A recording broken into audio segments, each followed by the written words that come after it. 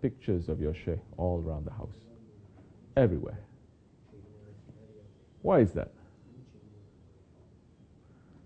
You say, because looking at a picture of my Sheikh gives me more taqwa. I never look at the picture of my Sheikh and start to think about my desires, astaghfirullah, or dunya. I look at the picture of my Sheikh and I'm reminded of Allah. Isn't that taqwa? Isn't that what the Holy Prophet ﷺ said? There are men, there are certain rijal, that when you look at them, they will remind you of Allah. So now, if we understand this, that fasting, if it brings you closer to Allah, let's not talk about being closer to Allah. Before you go closer to Allah, we have to have taqwa, to know that Allah is watching us. Once we know that Allah is watching us, our sustainer, our creator, the one who created love, the one whose love is more than the love of the mother for her child.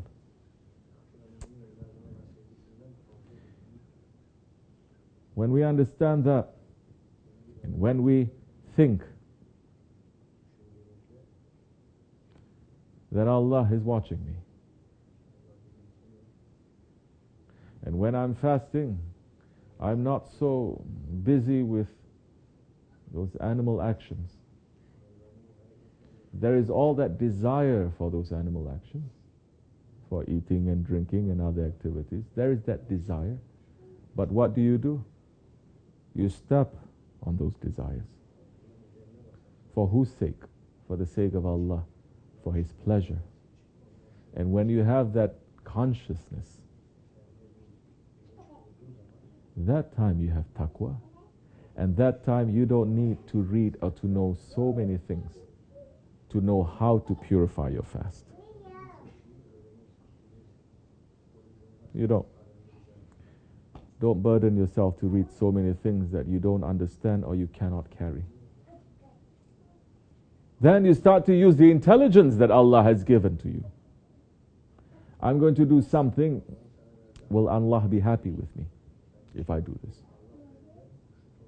I'm going to say something. Is Allah going to be pleased with me? Is His Prophet going to be pleased with me? We mention Sheikh Effendi all the time because, like I said, he teaches us taqwa. Is Sheikh going to be happy with this or not? And he is the firmest handhold. He is the rope that connects us. That Allah is saying, hold on together to the rope of Allah and do not separate. So that time, our fasting is not the fasting of the animals. Our fasting is to purify ourselves, to know that Allah is witnessing everything that we are doing.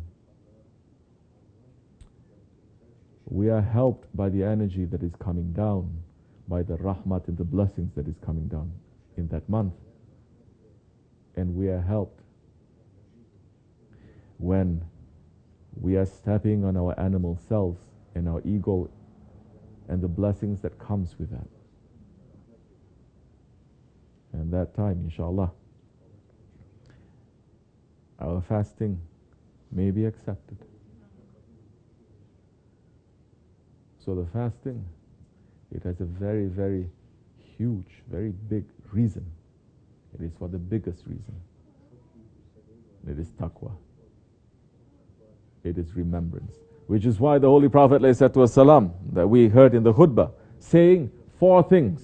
Can you remember those 4 things? In the month of Ramadan. 4 things that is good for you to do, and 2 things good for you to do, and 2 things that you cannot do without. It is very necessary. The first is what? To say, La ilaha illallah. Oh, zikr. Those ones, empty heads, were against the zikr. La ilaha illallah. the first, the most important, is La ilaha illallah. To say, to believe, to put yourself away. Because in reality, our ego is the only thing in creation that is declaring itself an ilah. So once you step on your ego, you're declaring La ilaha illallah. Once you step on your ego and you're declaring Allah's oneness, you're saying La ilaha illallah. You understand?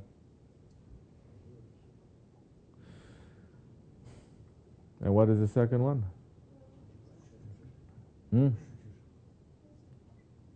Say? To ask for forgiveness. To ask for forgiveness. Don't ask for forgiveness in ghaflat.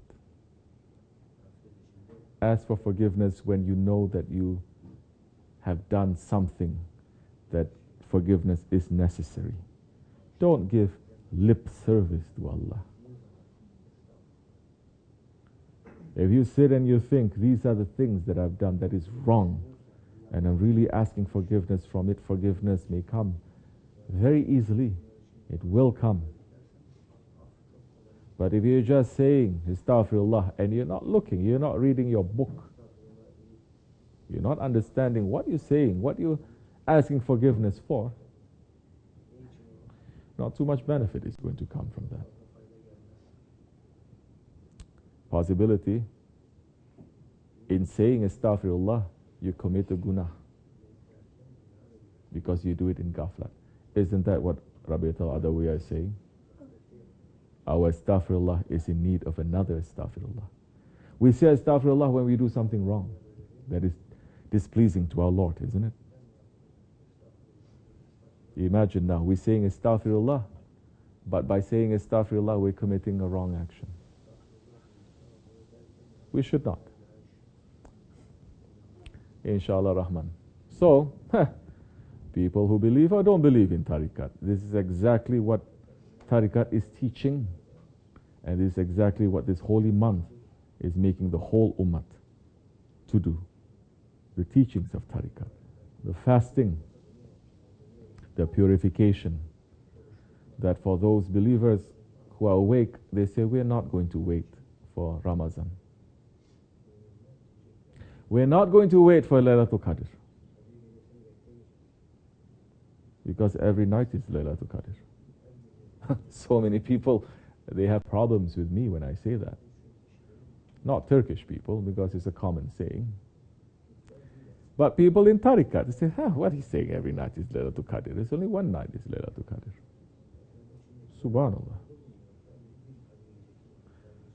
Can you say that night is not a night of power when Allah subhanahu wa ta'ala descends to the lowest paradises, to the lowest heavens, and calls out to his creation, who is awake to worship me, who is there to ask, I'm here to forgive. Who is asking for forgiveness?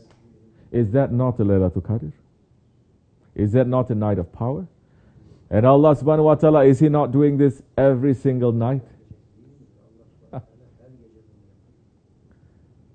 So for those ones who are purifying themselves, trying to increase their taqwa, remembering Allah, and understanding that every night is holy, and at least to think on it. If not, get up, pray 2 rakats. Just to think and to say, tonight is another Laylatul Qadr. Ya Rabbi, forgive me, Ya Rabbi.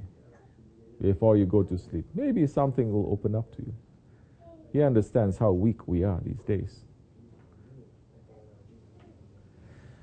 Inshallah, may we have more strength to be better worshippers and believers, and for our hearts to awaken, to understand the value and the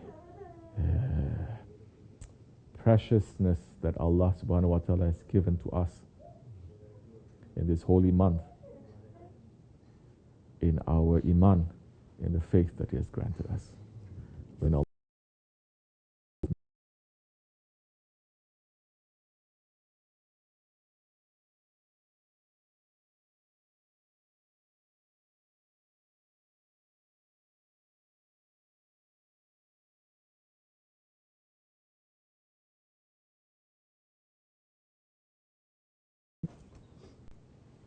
BismillahirRahmanirRahim. Why in the Quran is the story of Hazreteri Musa alayhi salam repeated so much?